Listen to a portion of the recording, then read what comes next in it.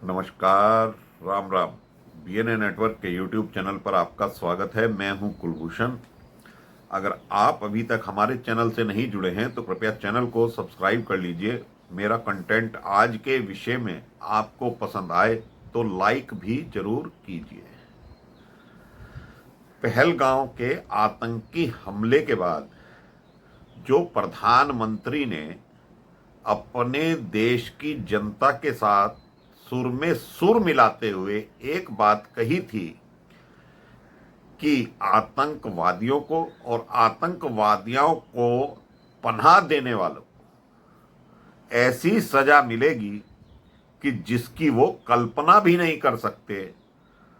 तो मेरी नज़र में प्रधानमंत्री मोदी ने जब सेना को फ्री हैंड दिया तो सेना ने अपना काम पूरा कर दिया।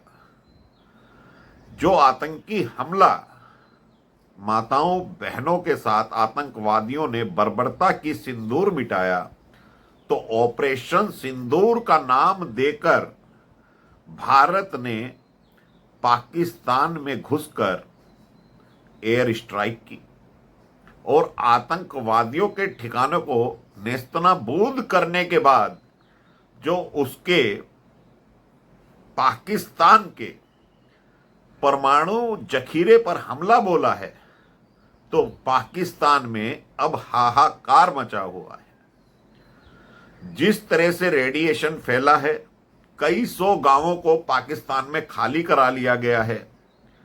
अमेरिकी जांच एजेंसी पाकिस्तान में पहुंची हुई है कि रेडिएशन का खतरा कहीं बढ़ ना जाए। तो अब ये सोशल मीडिया से निकलकर खबर पूरे विश्व जगत में फैल चुकी है कि भारत ने जो सटीक निशाना साधा है, जो भारत की सेना ने करतब दिखाया है, वो हैरत अंगेज करने वाला है। जहां चीन, रशिया, अमेरिका अपने हथियारों पर पूरे विश्व को डराते और धमकाते थे, आज भारत की सेना ने वो दिखा दिया है कि भारत को कम आंकना किसी के लिए भी बड़ी भूल होगी। जो खलियर खैराती इस देश में सेना के खिलाफ बयानबाजी करते थे, मोदी के खिलाफ बयानबाजी करते थे, वो भी अपने दांतों के नीचे उंगलियां चबा रहे हैं। तो जिस तरह से भारतीय सेना ने एक भी मिसाइल देश में नहीं गिरने दी, जो डिफेंस सिस्टम था हिंदुस्तान का वो इतना मजबूत था कि सैकड़ों ड्रोनों को नष्ट कर दिया गया, पाकिस्तान की मिसाइलों को नष्ट कर दिया गया। कोई भी हमला पाकिस्तान का भारत के ऊपर कामयाब नहीं हुआ। और जिस तरह से किनारा हिल्स में रखे परमाणु हथियारों को भारत की सेना ने निशाना बनाया है, तो आज पाकिस्तान में जो स्थिति है, रेडिएशन फैल चुका है। उस एरिया के 100 किलोमीटर में रेडिएशन फैल चुका है।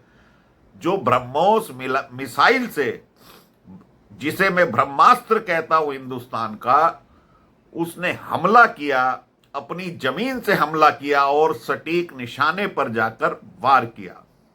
सोशल मीडिया पर क्या खबरें चल रही थी कि पाकिस्तान ने 5 राफेल गिरा दिए, लेकिन सत्य यह है कि 3 विमान पाकिस्तान ने अपने खोए हैं, 40 से ज्यादा जवान खोए हैं। अब शहबाज शरीफ जो प्रधानमंत्री है, वो एयरफोर्स के जवानों का जनाजे में शामिल होता है, उनके जनाजे को कंधा देता है। जो पाकिस्तान का सेना अध्यक्ष है वो भागा भागा मुंह छिपाता फिर रहा है। तो ऐसे में पाकिस्तान और पाकिस्तान के आतंकवादियों की कमर भारत ने तोड़कर रख दी है। तो सिंदूर जो ऑपरेशन लॉन्च किया गया, वो पाकिस्तान जैसे देशों के लिए परमानेंट इलाज है। और भारत ने कोई सीज फायर नहीं किया है। जो खलियर खैराती गैंग बोल रहा था कि पाकिस्तान को मिटा देना चाहिए था, तो याद करिए दोस्तों, जिस तरह कोरोना ने अपने पांव पसारे थे, मोदी ने लॉकडाउन लगाया था, तो यही गैंग कह रहा था अभी लॉकडाउन लगाने की क्या जरूरत थी, जनता भूखी मर रही है। तो जब पाकिस्तान ने छोटे मोटे हमले शुरू किए, उसमें 16 लोगों की जान चली गई थी। तो सीज फायर करना उसको स्थगित किया गया है, ना कि परमानेंट कर दिया गया है कि अब सीज फायर जारी रहेगा। और प्रधानमंत्री ने देश को संबोधित करते हुए क्या कहा कि अब हम पाकिस्तान से जो भी बात करेंगे वो पीओके के लिए करेंगे, आतंकवाद ना चले उस पर करेंगे। और ये भी चेता दिया है कि कोई भी आतंकी हमला भारत के ऊपर होता है तो हिंदुस्तान कहीं भी हमला करने के लिए सक्षम है, और हिंदुस्तान की सेना फिर आतंकवादियों का क्या इलाज करेगी, उनको पनाह देने वालों का क्या इलाज करेगी, ये पूरा विश्व देखेगा। बिहार की एक रैली में अंग्रेजी में भाषण देकर प्रधानमंत्री ने विश्व को जब भी सचेत किया था कि हम आतंकवादियों का सर्वनाश करके रहेंगे, चाहे वो जमीन में छुप जाएं या विश्व के किसी भी कोने में छुप जाएं। तो जो भारत की सेना ने हैरत अंगेज कारनामे किए हैं, हर पाकिस्तानी हमले को नाकाम किया है, तो जो भारत का डिफेंस सिस्टम है वो बड़ा ही विश्व स्तरीय साबित हुआ है और बड़े बड़े देश हिल गए हैं। पाकिस्तान के ऊपर जो हमला किया गया उससे चीन चौंक गया है। आज भारत की शक्ति किसी भी देश से कम नहीं है और इसको कम आंका भी नहीं जा सकता। सटीक निशाना, किस तरह से सटीक निशाने लगाए गए, पाकिस्तान के 11 एयरबेस को नष्ट कर दिया गया। लेकिन सोशल मीडिया पर क्या चलाया गया कि पाकिस्तान ने भारत के एयरबेस को नष्ट कर दिया है, 5-5 राफेल गिरा दिए हैं, और पाकिस्तानी नाच रहे थे। जो एक समुदाय विशेष है वो विश्व भर में नाच रहा था कि पाकिस्तान ने कमाल कर दिया। लेकिन आज पाकिस्तान में हाहाकार मचा हुआ है। जो सिंधु जल समझौता प्रधानमंत्री ने पहली ही बैठक में स्थगित कर दिया था, बंद कर दिया था, उसको मानने से इनकार कर दिया था, तो विश्व जगत को बता दिया था और पाकिस्तान को बता दिया था कि अब हम क्या करने वाले हैं। तो आज अमेरिका की मध्यस्थता को भी हिंदुस्तान ने नकार दिया है। हमें किसी की जरूरत नहीं है, हम अपने फैसले खुद ले सकते हैं।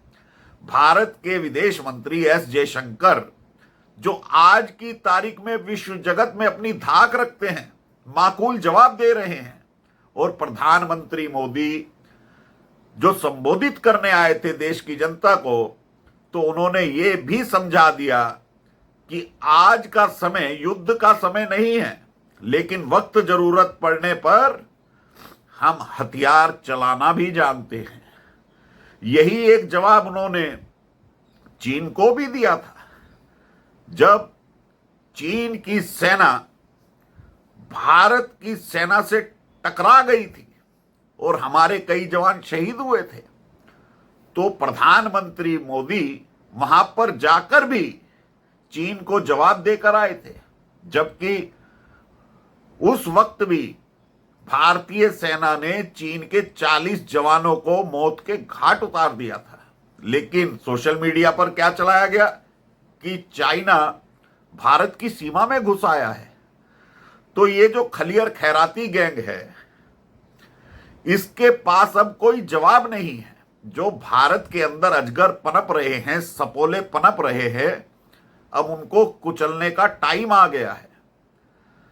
पाकिस्तान भी यही चाह रहा था कि अगर हिंदुस्तान पाकिस्तान पर हमला करता है तो यहां का जो हिंदुस्तान का मुस्लिम है वो वहां पर जिहाद चालू कर दे। लेकिन ऐसा हुआ नहीं। भारत की सेना इतनी सक्षम है, जब विपिन रावत ने यह बताया था कि भारत को 2.5 मोर्चे पर लड़ना है, तो प्रधानमंत्री मोदी ने 2.5 मोर्चे के लिए सेना को आधुनिक हथियारों से लैस कर दिया था। जिस राफेल के लिए प्रधानमंत्री मोदी को चौकीदार चोर का नारा दिया गया था, वो ही राफेल की शक्ति आज काम आई है। S-400 की शक्ति आज काम आई है। जब अमेरिका ने दादागिरी दिखाई थी भारत को कि हम प्रतिबंध लगा देंगे, लेकिन भारत ने अपने मित्र रूस के साथ समझौता किया, S-400 लेकर आया। कांग्रेस की सरकार कहती थी हमारे पास राफेल खरीदने के लिए पैसा नहीं है, लेकिन मोदी ने राफेल भी खरीद कर दिखाए। लेकिन मोदी को क्या कहा गया? चौकीदार चोर है, राफेल में कमीशन खा ली। जो 60 साल से कांग्रेसी हर रक्षा सौदे में कमीशन खाते रहे, आज तुलना इंदिरा गांधी से की जा रही है प्रधानमंत्री मोदी की, तो प्रधानमंत्री मोदी का कद इंदिरा गांधी से कई ज्यादा गुना बड़ा है। 93,000 सैनिक इंदिरा गांधी ने टेबल पर बैठकर छोड़ दिए थे। जब शिमला समझौता हुआ तो 93,000 सैनिक को छोड़ दिया गया और अपने 38 सैनिकों को वापस नहीं लिया, पीओके वापस नहीं लिया। तो मोदी के कार्यकाल में अभिनंदन भी सकुशल वापस आया था और कल एक बीएसएफ का जवान भी सकुशल वापस आया है। तो ये मोदी की 140 करोड़ जनता की ताकत और सेना का कौशल दिखाता है कि हिंदुस्तान आज कितना मजबूत हो गया है। लेकिन जो हिंदुस्तान के अंदर खलियर खैराती गैंग है, कांग्रेसी इकोसिस्टम है, 60 साल में देश को कहीं से कहीं पहुंच जाना था, लेकिन 11 साल की मेहनत जो मोदी ने इस देश के लिए की है, वो पाकिस्तान पर हमला करके भारत ने दिखा दिया है कि आज हम कितनी मजबूत स्थिति में हैं। अमेरिका को भी साइडलाइन कर दिया गया है और चीन को बता दिया गया है कि जो हश्र पाकिस्तान का हुआ, भारत की मिसाइल अब चीन के किसी भी कोने पर हमला करने में सक्षम है। आज पूरे विश्व जगत में जो भारत की टेक्नोलॉजी है उसकी चर्चा हो रही है। जो हथियार विक्रेता देश हैं, उसमें अमेरिका हो, चाइना हो, फ्रांस हो, ये सब भारत की ओर देख रहे हैं कि भारत ने ऐसा कारनामा कैसे कर दिया। ऐसी टेक्नोलॉजी जो किसी भी देश के पास नहीं थी, 100% एक्यूरेसी वाली टेक्नोलॉजी भारत ने करके दिखाई है। क्योंकि S-400 भी 80% की एक्यूरेसी रखता है, लेकिन भारत के S-400 में 100% की एक्यूरेसी पाई गई, को सारे हमले नाकाम कर दिए गए।